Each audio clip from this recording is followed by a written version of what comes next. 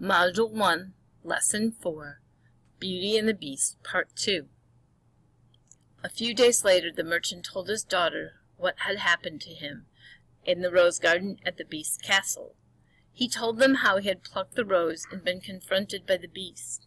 He explained that he had promised to return to the Beast and accept his punishment. "Do you have to go?" pleaded the girls. He explained that the Beast had said that the only way for him to avoid it would be if one of them was willing to go and live with the Beast. "But I won't allow that," exclaimed the merchant. "I will go," Beauty said quietly. "No, Beauty," said her father, "I am the one who took the rose. I shall go back to the Beast.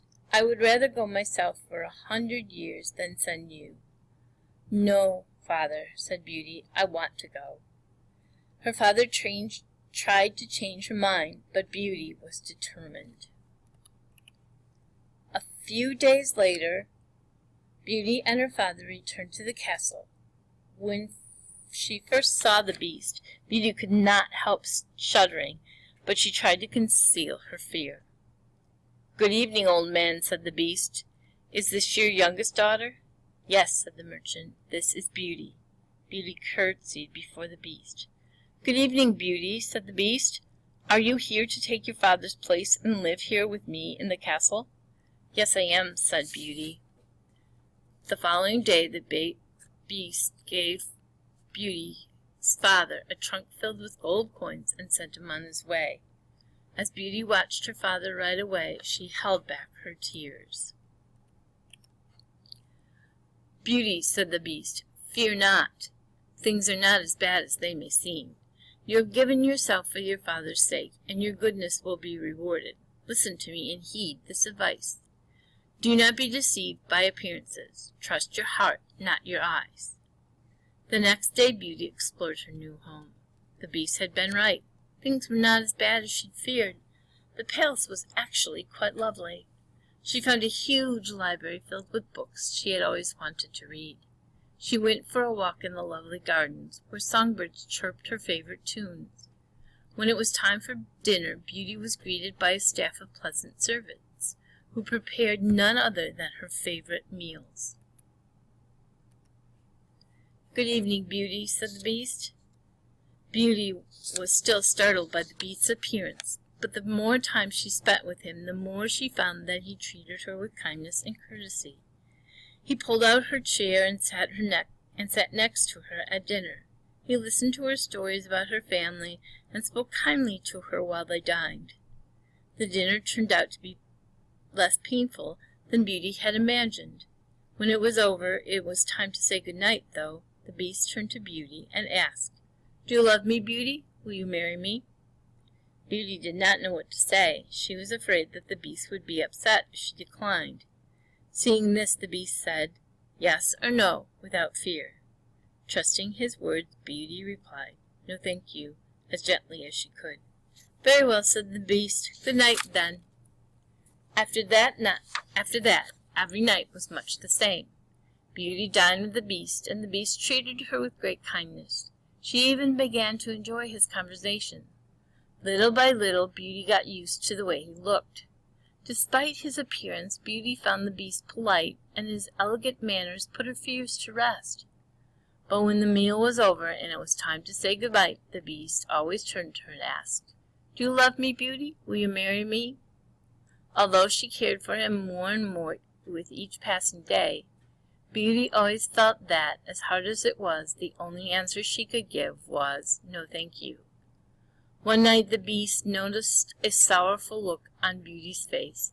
"Beauty," he said, "I cannot bear to see you unhappy. What is the matter?"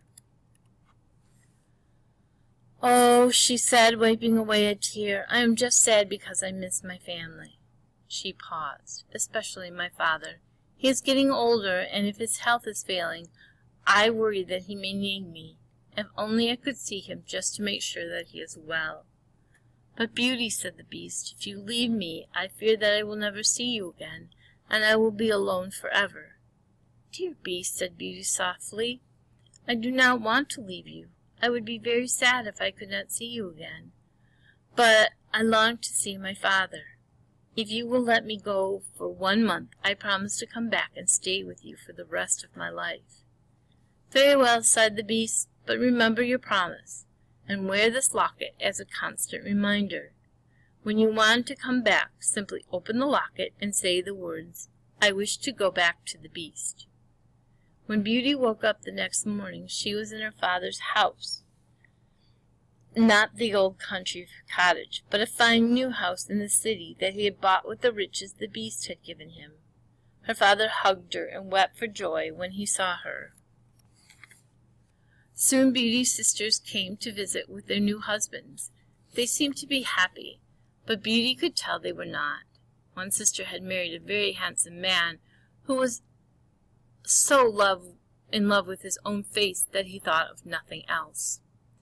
The other sister had married a clever man who entertained himself at others' expenses. Day after day, Beauty enjoyed being with her father and doing whatever she could to help him.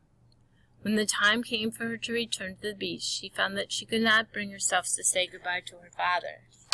Every day she told herself, "Today I will go back," and every night she put it off again. Then one night she dreamed that she was wandering in the garden around the Beast's castle, when suddenly she heard painful groans. She followed the sounds and discovered the Beast lying on the ground, and it seemed he was hurting.